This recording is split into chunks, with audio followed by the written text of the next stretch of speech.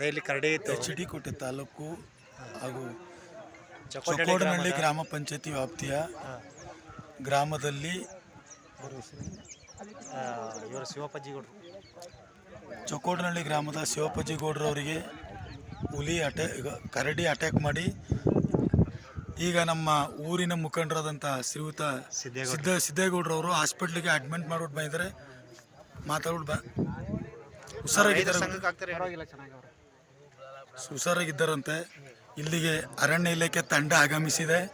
ಹಾಗೆಯೇ ಈಗ ಕರಡಿ ಕಾರ್ಯಾಚರಣೆಯನ್ನು ಏರ್ಪಡಿಸಲಾಗಿದೆ.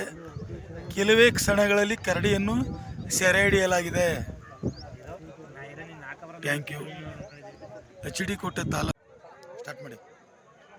ಅದೇ ಮಾದೇವಣ್ಣವ್ರೆ, ಇವತ್ತು ಕರಡಿ ಒಂದು 8 ಗಂಟೆ 9 ಗಂಟೆ ಅಷ್ಟೊತ್ತರಲ್ಲಿ ನಮ್ಮೂರಿನವರು ಈಗ ಕರಡಿ ಬಂದಿದೆ ಅಂತೇಳಿ ಚಕೋಡನಹಳ್ಳಿಯವರು ಹೇಳಿದ್ರು. ನಾವು ಫಾರೆಸ್ಟ್ ಇಲಾಖೆಯವ್ರಿಗೆಲ್ಲ ಮಾಹಿತಿ ಕೊಟ್ಟು ಹಿಂಗೆ ಕರಡಿ ಬಂದಿದೆ ಸರ್ ಊರಿಗೆ ಅಂತೇಳಿ. ಅವರು ಬಂದೆಲ್ಲ ನೋಡ್ಕೊಂಡು ಹೋದ್ರು.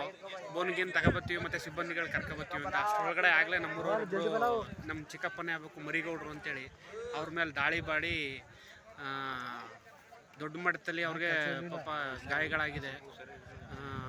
ಪ್ರಾಣಾಪಾಯದಿಂದ ಪಾರಾಗಾರ. ಅದೊಂದೇ ಒಂದು ಒಳ್ಳೆ ನ್ಯೂಸ್ ಅಂತಂದ್ರೆ. ಈಗ ಅಲ್ಲಿ ಕರಡಿ ಇರೋ ಸ್ಥಳ ಅದೇ. ಅಲ್ಲೇ ಕರಡಿ ಇರೋ ಅಂಥದ್ದು. ಯಾರೋ ಪ್ರತ್ಯಕ್ಷಗಳು ಹೇಳೋದು ಪ್ರಕಾರ ಅಲ್ಲಿ ಕರಡಿ ಇದೆ ಅಂತ.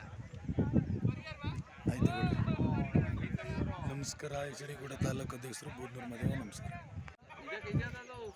ಚಕೋಡನಹಳ್ಳಿ ಗ್ರಾಮದಲ್ಲಿ ಕರಡಿ ರೈತನ ಅಟ್ಯಾಕ್ ಮಾಡಿ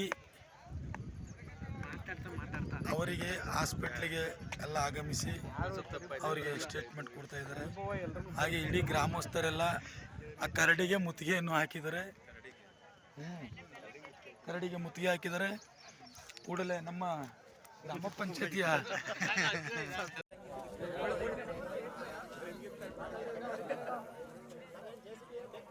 ಫೋಟೋ ತಗೊಳ್ತಿದ್ದೀನಿ.